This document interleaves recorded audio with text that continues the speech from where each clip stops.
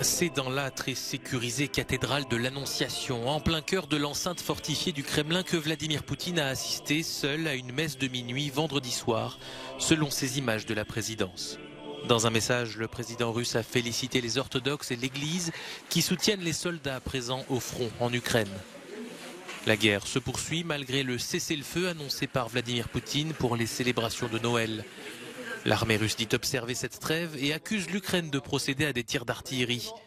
À Bakhmout, épicentre de la guerre, des journalistes de l'AFP ont entendu vendredi des duels d'artillerie plus d'une heure après l'entrée en vigueur théorique de cette trêve, bien que moins intense que d'habitude. Sur la scène internationale, plusieurs capitales occidentales ont dénoncé ce qu'elles qualifient de manœuvre de la part de Moscou. Washington estime que ce cessez-le-feu décrété par le Kremlin était cynique. C'est dans ce contexte que des millions d'Ukrainiens ont eux aussi célébré le Noël orthodoxe. Faut-il tester ou pas les voyageurs en provenance de Chine? La question empoisonne les relations entre Pékin et plusieurs pays, principalement européens. Le Portugal, par exemple, demande désormais un test négatif de moins de 48 heures aux voyageurs en provenance de Chine. Le pays procédera aussi à des dépistages aléatoires sur son sol, des mesures jugées discriminatoires par Pékin, mais déjà mises en œuvre par plusieurs autres pays, dont la France, les États-Unis ou le Japon. L'Allemagne, pour sa part, déconseille depuis ce samedi les voyages non indispensables en Chine face à la flambée des cas. L'Union européenne encourage vivement ses États membres à imposer un dépistage réalisé en Chine avant de prendre l'avion, mais aussi à faire des tests aléatoires sur le sol européen. Autre mesure préconisée par Bruxelles est déjà mise en œuvre dans les aéroports belges, l'analyse des eaux usées des avions en provenance de Chine, des contrôles qui doivent permettre de détecter des nouveaux variants du coronavirus.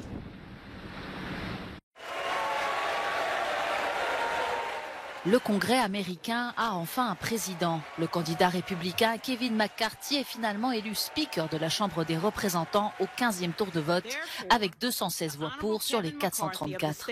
Pendant 4 jours, les élus se sont efforcés à trouver un compromis. À force de tractation, le groupe des Trumpistes mené par l'élu de Floride Matt Gaetz, qui paralysait la nomination du quinquagénaire de Californie, a finalement cédé, mettant fin à une pagaille au Congrès inédite en plus de 160 ans. La justice iranienne a annoncé ce samedi la pendaison de 2 hommes reconnus coupables d'avoir tué en novembre un paramilitaire lors d'une manifestation. Mohamed Mehdi Karami et Sayed Mohammad Hosseini avaient été condamnés à mort début décembre, une peine confirmée le 3 janvier par la Cour suprême d'Iran, un simulacre de procès vivement critiqué par des ONG de défense des droits humains qui dénoncent des actes de torture subis par les 2 hommes. Ces pendaisons portent à 4 le nombre d'exécutions depuis le début du mouvement de contestation en Iran à la mi-septembre.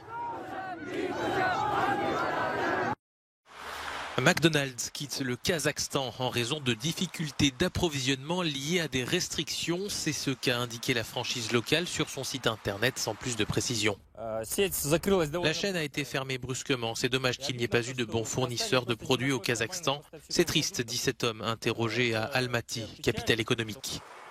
Le communiqué n'évoque pas les sanctions imposées à la Russie, pays voisin, ni la guerre en Ukraine. Le Kazakhstan comptait 24 restaurants et employait 2000 personnes. L'ouverture de nouveaux fast-food sous un nouveau nom doit être annoncée prochainement. Une victoire qui prend la forme d'un sachet de thé. L'usine Scopti à Gémenos dans les Bouches-du-Rhône, condamnée à la fermeture par son ancien propriétaire, le groupe anglo-néerlandais Unilever, il y a encore 9 ans, tourne à plein régime. Elle est désormais une coopérative où chacun des 37 employés est aussi le patron. Le combat de la coopérative, c'est un combat qui vise à avoir une société où l'homme compte pour une personne. Et donc c'est lui qui est chargé de faire vivre son entreprise et non pas des actionnaires. Voilà. Donc on n'aborde pas les choses du tout de la même façon. Leur bataille pour récupérer l'entreprise s'est achevée en 2014, après 1336 jours de mobilisation. C'est aussi ce chiffre qui a inspiré le nom de la nouvelle marque de thé.